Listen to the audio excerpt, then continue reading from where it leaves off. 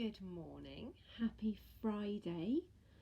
I hope you're rested, I hope you had a good sleep, and we've made it to another Friday and a slight landmark or something.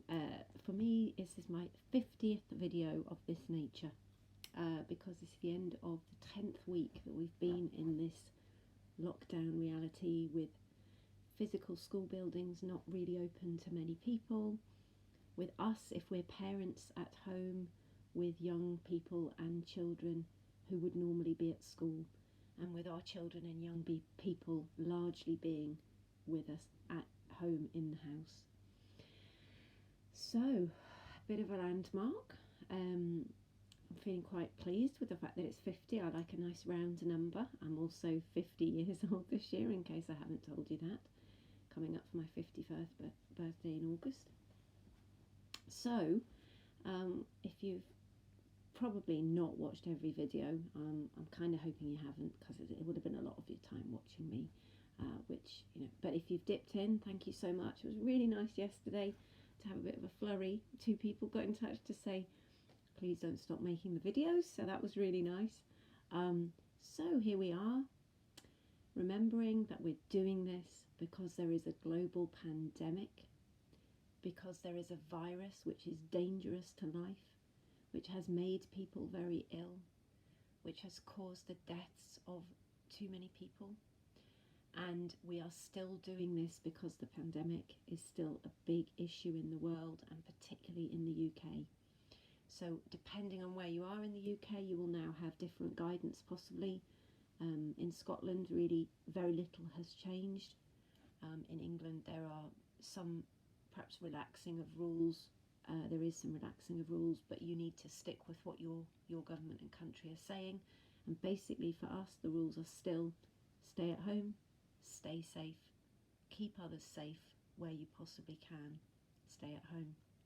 So, and just to recap, just in case you've decided to join in on this 50th day, so I'm a mum of 2 teenagers, I'm a teacher, I've been a leader of a school, a senior leader in a school, head of a secondary school in a 3 to 18 school, and so I have been here chatting away really just to offer a little bit of support. Maybe early on it was around homeschooling and what that actually meant, and it's okay if you just get through the day and have some structure and routine.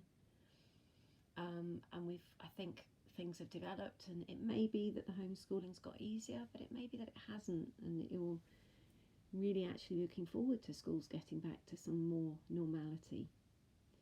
I know if I talk to my own 2 children, the thing they're missing the most is their friends and the social aspect of school, which is maybe as a teacher a bit of a hard thing to hear, but I've known this working with teenagers, that their peers are so important. Sometimes it can be in a negative way. They can feel peer pressure, and they can feel, this constant pressure of comparison and keeping up. But what good schools do is they talk to them about that, and they talk about the fact that being a teenager can be hard, and peer pressure can be difficult, but it can also be amazing. And it's our friends and our peers that can really help us in difficult times. And of course they found ways of keeping in touch, and there's internet. So something we did a few years back in school, we had a really difficult time as a school and as a community, and we launched a campaign which was basically, we gave pupils a blue leaflet, and it had this idea that if they were feeling overwhelmed or if they were struggling, that we had a key phrase that they were to go to an adult and say, can I talk to you?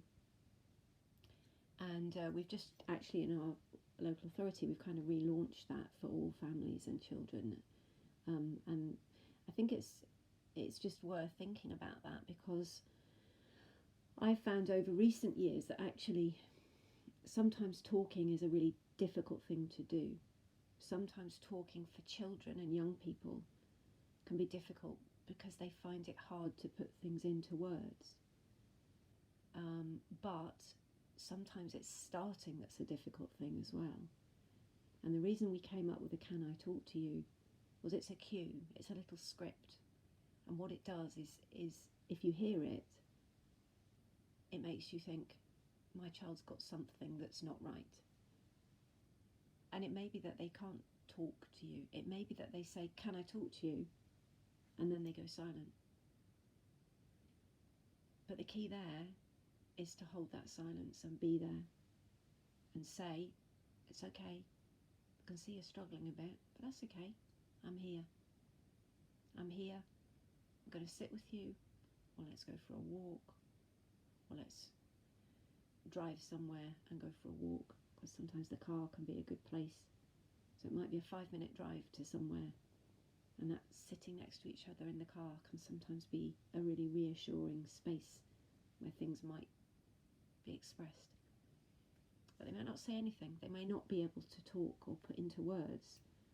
And that's where, as parents and adults, we can be really skilled at looking for other things. So facial expressions, body language.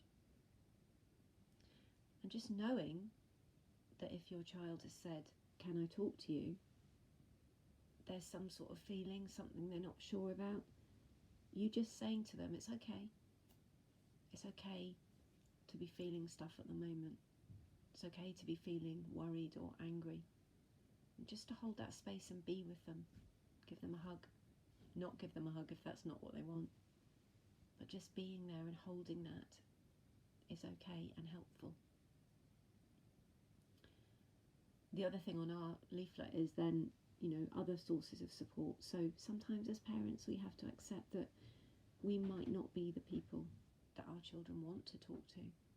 So it may be that you want to give them a number to ring somebody else, some other source of support, and there's lots of supports out there if that's what children and young people want. Texting services, videos they can watch.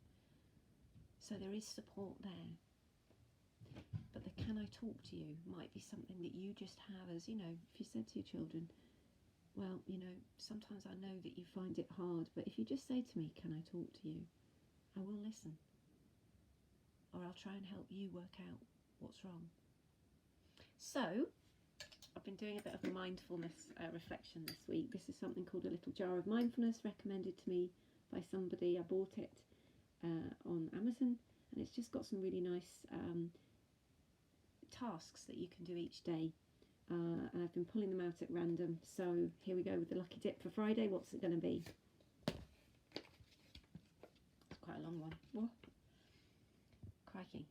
Mind olfactory exercise. Sounds like something from Harry Potter, doesn't it? Smell something, like coffee beans or perfume, and pay close attention to what happens in your nose, and then what feelings these scents evoke. Does the smell of coffee in the morning lift your mood, make you feel more awake? Does just the smell of that special someone's perfume or aftershave or deodorant make you feel safe, loved, excited?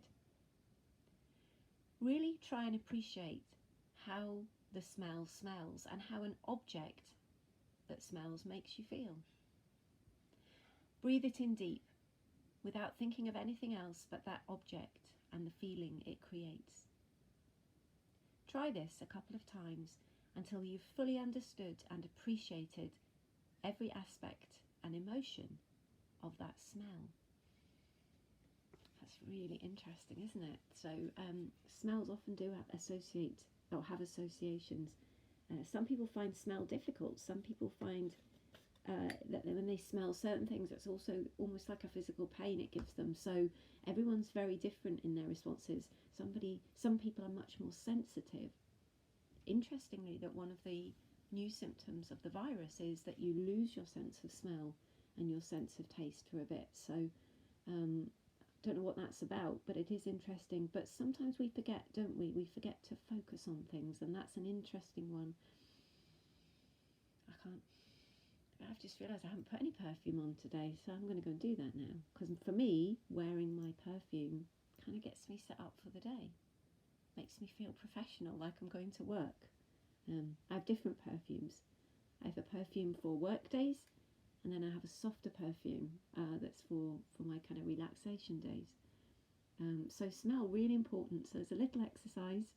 So have a lovely, smelly Friday. well done on making it to this 50th video if you have, and I shall see you next week. Stay safe, stay well.